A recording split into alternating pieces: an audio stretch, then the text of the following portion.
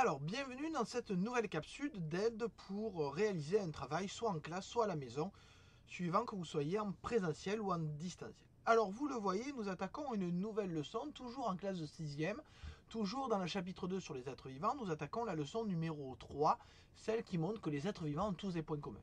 Oui, parce que jusque-là, on a vu que les êtres vivants se nourrissaient, se reproduisaient et pouvaient grandir, donc ce sont des points communs. On va voir maintenant qu'il est possible, et c'est le but de ce cours, il est possible de classer et de regrouper les êtres vivants à partir du moment où on trouve les critères qui permettent de les classer. Donc, comme je n'ai pas envie de vous donner ces critères, mais que j'ai envie que vous les trouviez vous-même, vous allez avoir une petite activité basée sur le document qui est là. En fait, on va jouer au qui est-ce. Alors, pour ceux qui ne connaissent pas le qui est-ce, au départ, c'est ce jeu-là, mais moi, j'ai modifié un peu le qui est-ce pour avoir un qui est-ce avec des êtres vivants.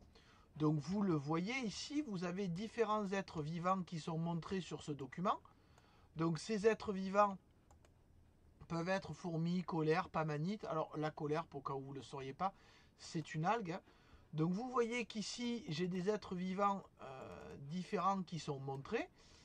D'accord. Vous avez d'abord la photographie, vous avez le nom, et en haut, vous avez la même liste avec des petites cases à cocher. Alors qui dit je, dit le fait d'être à deux. Alors pour ceux qui sont chez eux, essayez de trouver quelqu'un avec qui le faire, avec vos parents ou le faire avec vous-même, mais c'est plus difficile. Alors je vous explique le jeu pour que vous puissiez comprendre. La première fois, donc dans la partie, une personne va choisir un être vivant et va la cocher ici, et la deuxième va pouvoir poser des questions à la première. D'accord. Donc le but est de chacun choisir un être vivant, parce que...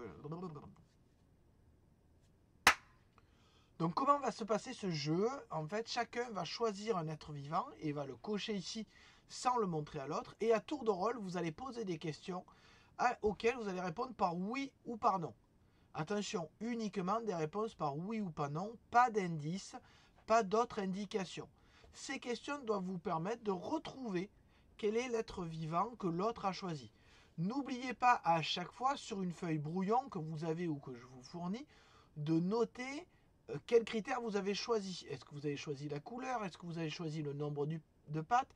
Est-ce que vous avez choisi le type d'être vivant, végétal ou animal? Le but est de trouver quelle est la suite de critères la plus efficace pour pouvoir classer ces êtres vivants et pour pouvoir trouver la réponse. Oui, vous allez voir que par exemple certains critères sont efficaces et d'autres critères ne sont pas efficaces, donc il ne faudra pas le retenir. Au bout de 45 minutes, au bout d'une demi-heure, 45 minutes, normalement, vous pouvez répondre à la question qui est celle du cours. Quels sont les critères efficaces pour trouver quel est l'être vivant et comment on doit le classer? Est-ce que ce sont des critères liés à son mode de vie, comme le déplacement ou le milieu de vie, ou est-ce que ce sont des critères liés à la morphologie, liés à la forme du corps, plutôt qu'à la façon dont il vit? Donc vous avez une heure, un peu moins d'une heure, pour essayer ce jeu, comprendre les règles, n'hésitez pas à poser des questions si vous n'avez pas compris, et surtout, trouver quels sont les critères efficaces pour classer les êtres vivants et trouver qui peut ressembler à qui. Donc, si vous avez des questions, n'hésitez pas à les poser. Je vous rappelle que vous êtes évalué, pour ceux qui sont en classe, sur l'efficacité du travail en groupe, savoir si vous arrivez à vous écouter les uns les autres et si vous arrivez à travailler ensemble, et savoir si vous avez trouvé quels sont ces critères efficaces, ceux liés au milieu de vie ou ceux liés à la forme du corps des êtres vivants. Allez, je vous dis bon travail et n'oubliez pas de regarder la leçon qui va avec cet exercice et qui est à faire juste après.